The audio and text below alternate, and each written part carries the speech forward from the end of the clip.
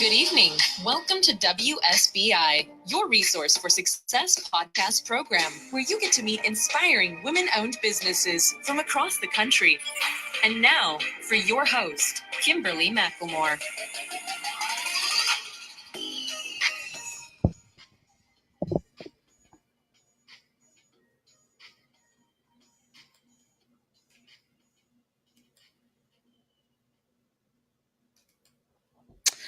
All right, good evening and welcome to WSBI, your resource for success podcast program, where you get to meet inspiring women-owned businesses, women-owned businesses from across the country. My name is Kimberly McLemore and I am your host.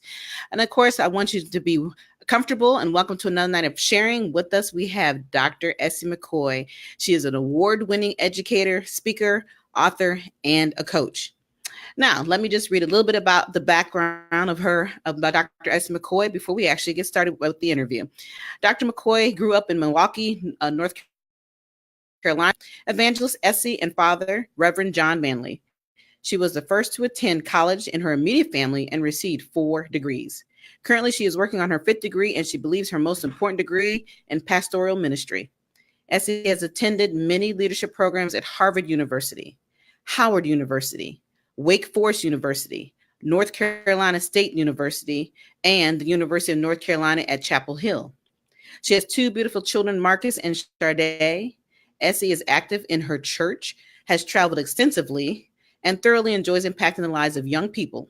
She has a passion for working with schools and students, especially schools that are highly impacted, and is known for her ability to transform schools. Dr. McKoy has led 2 schools to become Piedmont Signature Schools. Her goal in life is to allow God to align her purpose with her destiny and be able to use all her God-given gifts to make a profound difference in the lives of others. She has almost 30 years of experience in public education, ranging from elementary to high school, where she has served as a teacher, assistant principal, executive director, principal, and school executive, as well as post-secondary education experience, where she served as the adjunct professor at North Carolina Agricultural and Technical State University and ITT Technical Institute. Dr. McKoy has operated school budgets of more than $3 million and maximized funds to positively impact every aspect of the schools she has transformed. Currently, she is employed at George Mason University, and she is the new author of The Heart of School Transformation. Without further ado, I would like to introduce to you all my special guest, Dr. Essie McKoy. How are you, Dr. Essie? I am doing well, and good evening to you, Kimberly. All right. Well, it is such a pleasure to have you on the show. It has been at least a year getting you on here, so I'm excited about hearing all the things you've been up to and just learning a little bit more about you. But before we get started, why don't you tell the listeners, like I said, a little bit more about who you are? As you mentioned in my bio, and thank you so very much for reading my bio, I have been in the field of education for 30 plus years, spent a lot of that time in public education. So 30 years in public education, and decided to continue my journey in higher education. So as you mentioned, I currently work at George Mason University, and it aligns with my business nicely because I do coaching and consulting with educators throughout the DMV, which is a blessing. I get to go into schools, work with educators, and then I get to go right back out of schools and give them some follow-up strategies in order to help them to become successful educators. So I'm not responsible for a school, and that is the best part of all.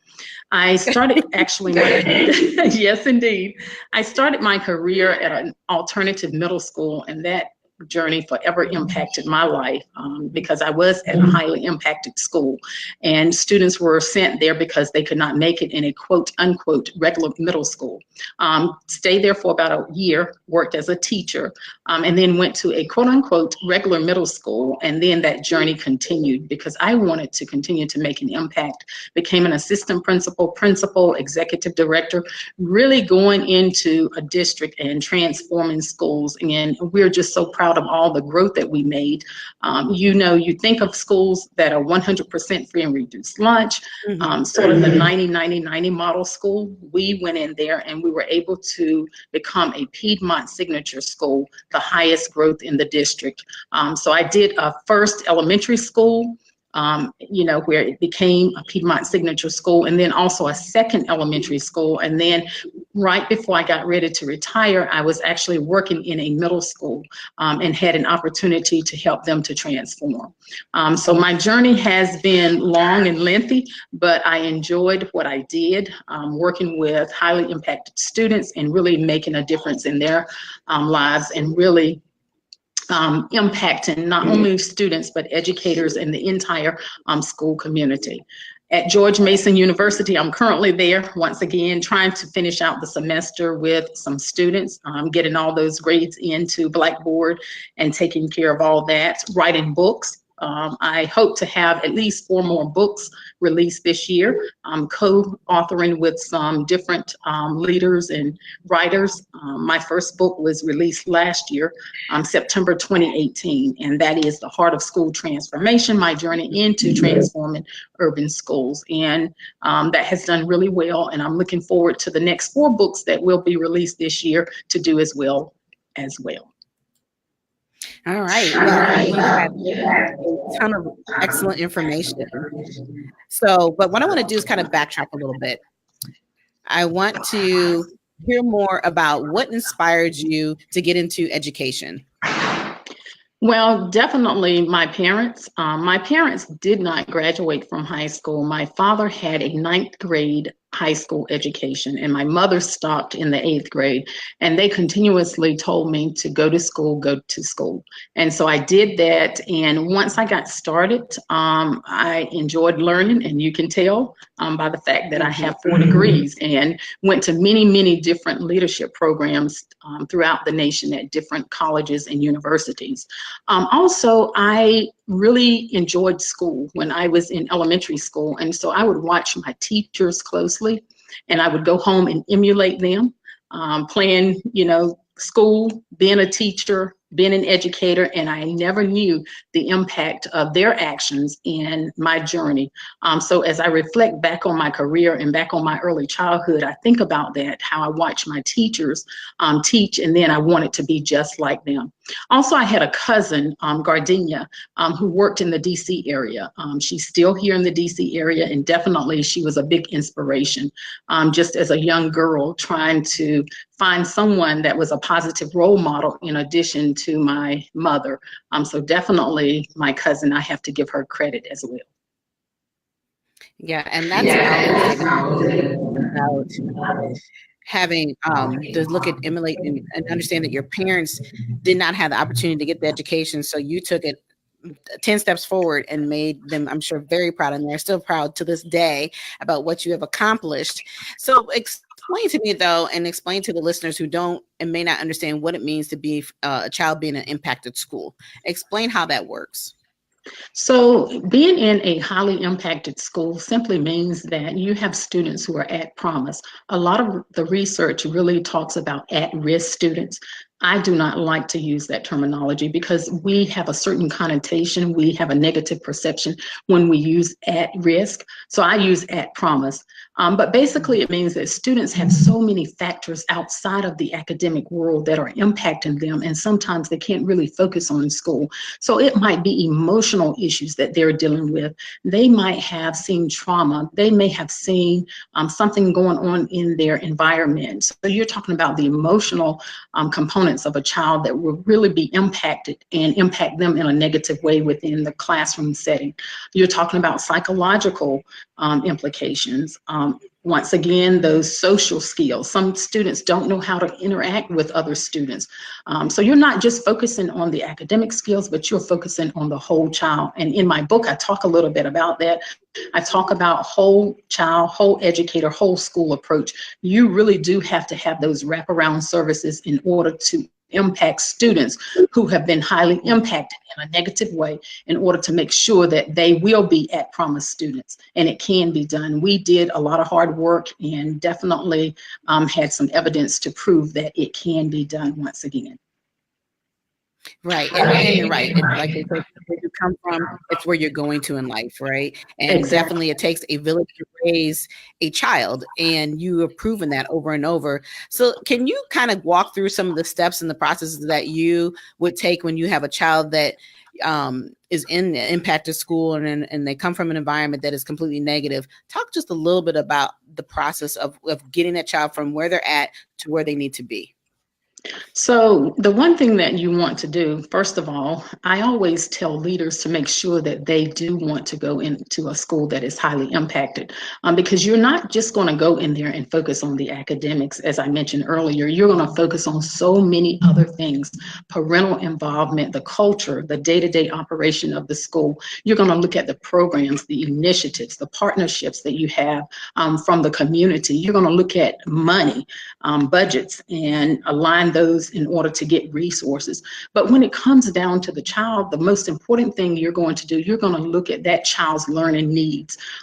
Is that child a child who learns with hands-on type of instruction? Is that child a child who needs to get up and move about? So you have teachers who are being developed and they are learning about the different strategies and techniques so that they can implement those into the classroom. So you have to look at first, what are the needs of the child? The child might have an individualized education plan. The child might have a personalized education plan. You're going to read through those as the educator in that classroom. When you create your lesson plans, you're going to try to encompass all of that into your plan so that you can meet the many different modalities that are within the classroom, meet the needs of the students that are within that classroom. So if it is not only the academics, you're going to also provide services. I had one school where we actually had a health center on campus. Another school where we actually had a based counseling service center on campus. So you have to look at the needs of the kids within that school and then make a decision about the programs and the initiatives and what type of professional development are you going to provide the educator so that you can implement that into the classroom and make a positive impact. Right. And then what I'm liking is that there's no one size that fits all. That is correct. But you also, yes. No, but go ahead. You also have to remember that teachers are just one person. So they are only one person in that classroom, and they might have 25 to 30 students, and they have to try to reach all of the students based on the curriculum that they have to implement, based on the objectives that they have to teach. So they have to look at the whole gamut of the needs of all the kids within the classroom. And then the principal or the leaders within the school, they have to look at what are the needs of the school and then design programs and initiatives in order to align with the needs of the students within that school. Right. And it makes sense. And I think, like you were talking about, there's so many outside influencers that cause these children to be in the situation that they're in. So they can't even focus on just them. They're focusing on everything else. So it's great that you came up with programs and ways to transform them so that they can have a plentiful life to look forward to and ahead so they can be successful. So explain to me and our listeners how you have taken everything you've done in 30 years and now you have turned it into Dr. Essie Speaks. You have turned it into this phenomenal business. Explain to us what you provide in your business. Well, you know, it is the fact that I have a passion for what I do. I always tell my own kids, and I told all the many thousands of kids that I reached throughout my career, to do what you love and love what you do. So I've taken the love of what I'm doing and created my business, Dr. Essie Speaks, and actually started by writing a book. And the book is The Heart of School Transformation. I hope you can see it. I'm putting it right there. Yeah. The Heart of School Transformation, my journey into transforming urban schools. So that is just one book that will give you techniques and strategies in order to implement into any school, but especially at promise and highly impacted schools. So that is one component, writing. The other is coaching and collaborating with educators. So I have an opportunity, once again, to go into schools in the DC, Maryland, Virginia area right now, and also work with educators and craft what they need so that they can not only complete their degree, but also they can gain strategies and techniques about how to effectively teach in the classroom. I've had an opportunity to speak on many, many radio shows and share at many different speaking events and engagements. And definitely, I always talk about education. And the best part is I get to talk about what I've lived. So you're talking about from pre-K all the way to college. I've had that experience. I've taken taking that journey, and I get that opportunity to share my expertise and my skills and things that I know that are proven and effective with others who are trying to make an impact and trying to make a difference in the lives of kids. Right. And that's the thing that I love. What you've done for all these years, you're able to utilize that to help others continually, even after coming out of being in the education world for 30 something years. You're still gravitating to it and constantly learning more new things and helping those along the way so that they can be just like you. And that's the beauty about it.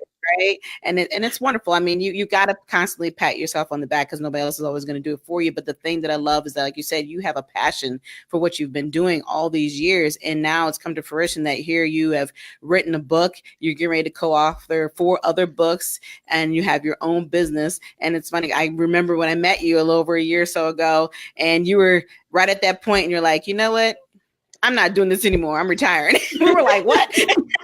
It was just like, okay, you had that it moment, and that it moment has put you in a place to where it's always great to know that you can be happy at what you're doing and knowing that your passion can turn into something not just profitable, but also it's helping others move forward in what they want to do that they love.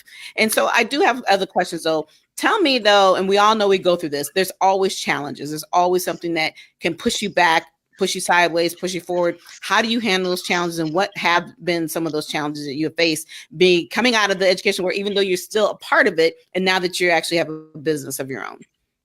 So first, before I address that question, I would like to say thank you, Kimberly, so very much, because during this process, when I was writing my first book, you served as my business, and not only business, but my book coach. And so I thank you so very much.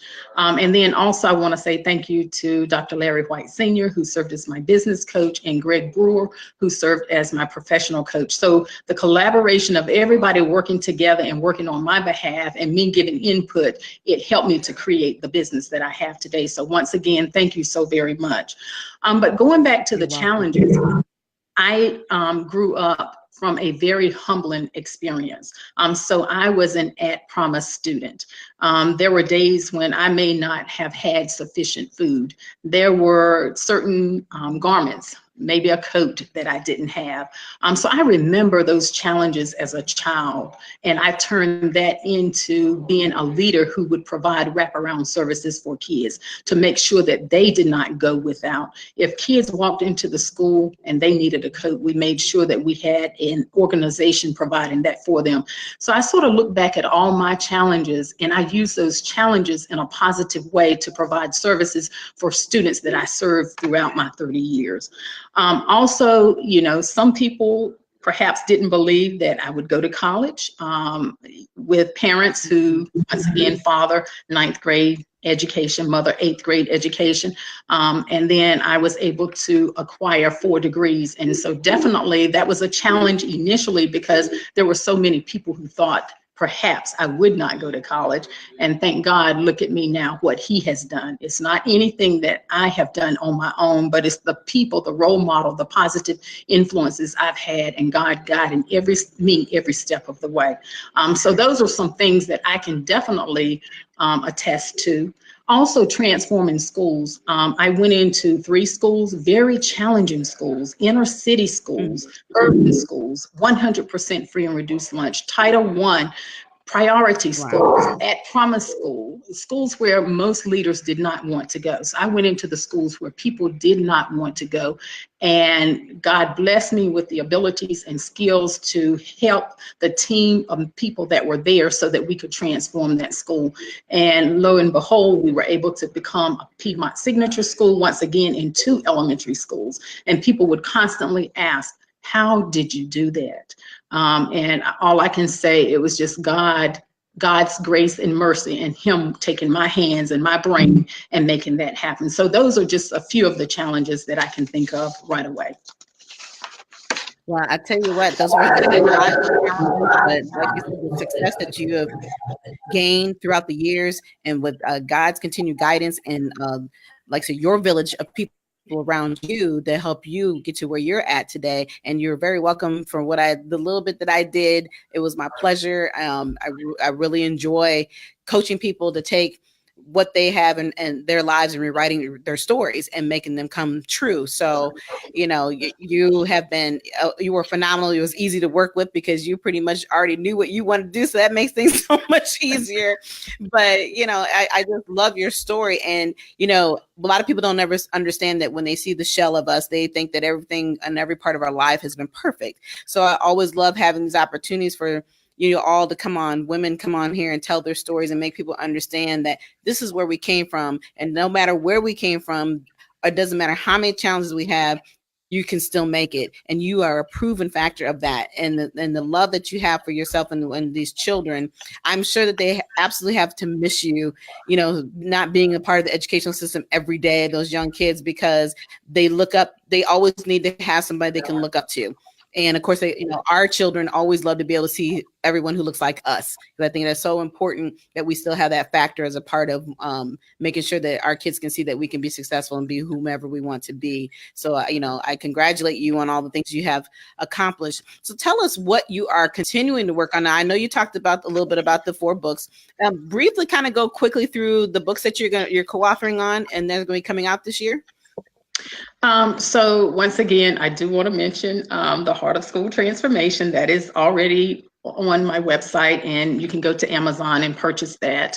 So definitely it gives you information about how to truly transform a school, not from psychological or physiological or psychology-based theories, but this is actual evidence-based things that I've gone through and most principals will go through. So that is how you go about transforming a school. The other one is about coaching champions, and that should be coming out soon. Just how do you coach people? So I was a co-author in that. Thank you to Dr. Tashika Green and all the many authors throughout the country for collaborating with us. And I'm looking forward to the completion of that and the release of that. Also, I am an AKA, so I'm in a sorority, and I was a part of a co-authoring project with that. And I'm really talking about sisterhood.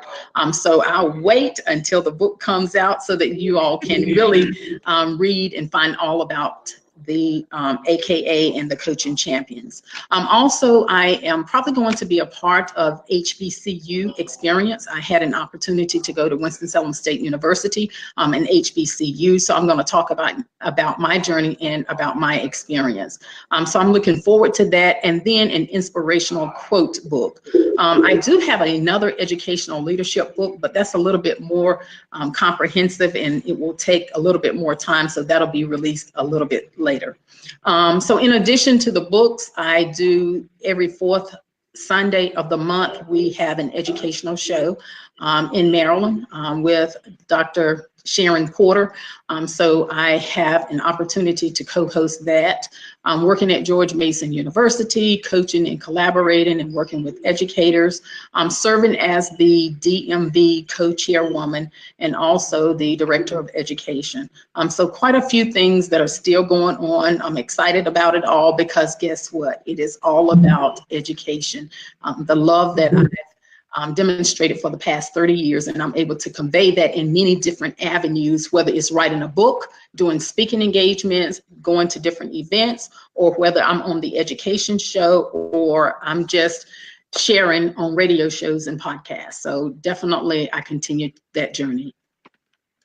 Yeah, and like I said, you're doing a phenomenal job. So we're all excited about everything you got coming out, and I'm looking forward to catching some of those books, and everybody you collaborate with are all wonderful women. I know them all very well, so I'm excited about, like I said, seeing all this come out. So talk just a little bit about, if there's somebody who was to walk up to you today and said, hey, I want to come into business, it doesn't matter whether it's education or something else, what good advice would you give them?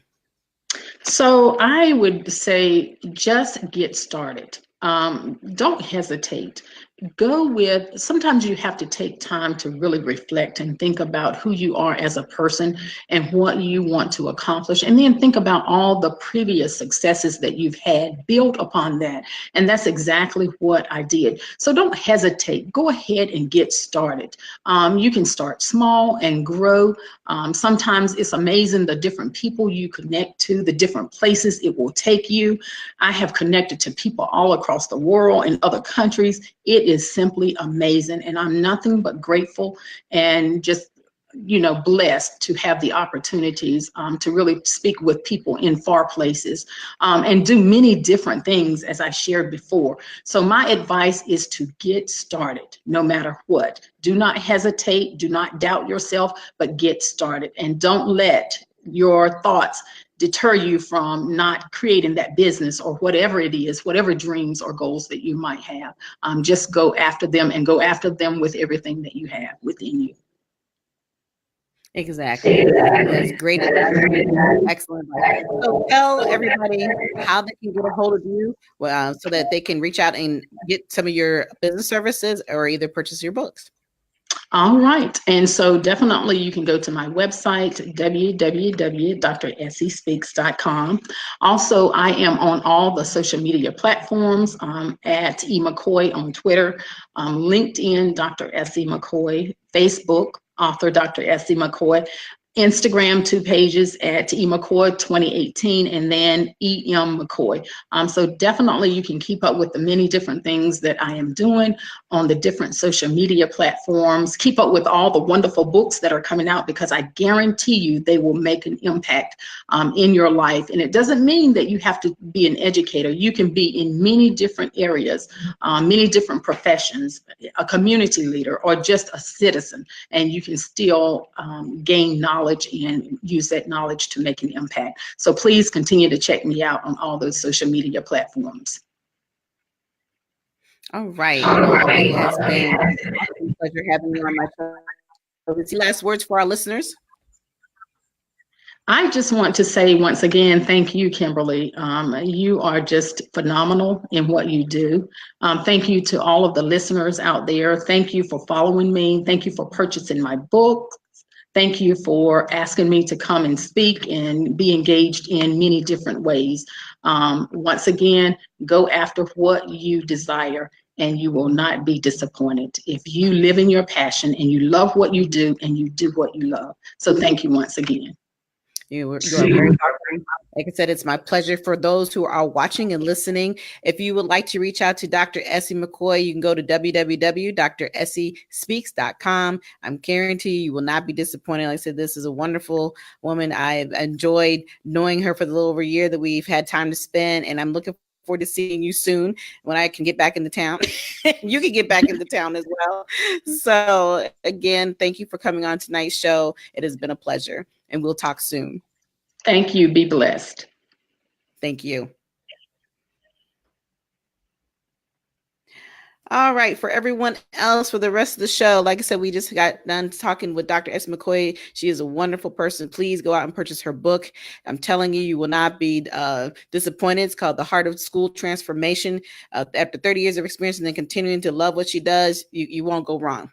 And so what I would like to do before I end the show this evening is I would like to quickly go over a couple of things. And of course, my big thing is that if you would like to be a guest on the show, you are more than welcome to just send me a short bio, a pic, and a logo. And you need to send that information to Kimberly at WSBILC.com. Again, send a short bio, a pic, and a logo if you'd like to be a guest for this year in 2019 on my show. The months are going by pretty quickly. The show is getting pretty packed. So please don't hesitate if you would like to be a guest on the show, and you can come on and talk to us about what you have experienced and what's going on in your life and what's going on with your business. The other thing I'd like to quickly share with you all is the fact that I do have an awesome campaign out right now on my new ebook release called Are You Living or Existing? The Pros and Cons of Balancing Life. You can get that today available on Amazon for $3.99. It is a new ebook release. This book will be available at that price until the end of May. I'm trying to reach that number bestseller for Amazon. So, hey, help me reach the goal. I would really appreciate it. And again, it's called Are You Living or Existing? The Pros and Cons of Balancing Life. And the other wonderful thing I've got going on here soon is that I'm collaborating with some other amazing ladies. I'm going back to Easton, Pennsylvania to do another self-publishing workshop. And it's really going to be on the theme of Are You Living or Existing? And I'm going to be working with Christy Joy Met, Miss Wandra Kane and Miss Michelle Dofiger. These ladies are phenomenal. We're going to have not just a self-publishing workshop, but we're also going to be doing an amazing brunch and a networking brunch as well. So come up and meet some other great entrepreneurs and also learn how to rewrite your story and make it what you want to be during the self-publishing workshop. So that's all I have for this evening. I really have had a great time. I'm looking forward to seeing you all next week. We're coming into a new month, and that means I have a lot of new guests coming up for the month of May. Keep your eyes out. And if you have any questions for me, you're more than welcome to reach me at Kimberly@WSBILC.com. But until next time, have yourself a wonderful evening. Good night.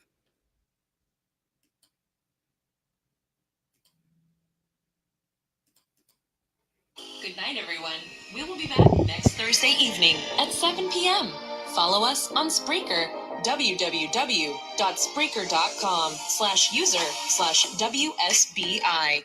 View our new WSBI website anytime at www.WSBILLC.com and on Facebook, Twitter, YouTube, LinkedIn, and Instagram.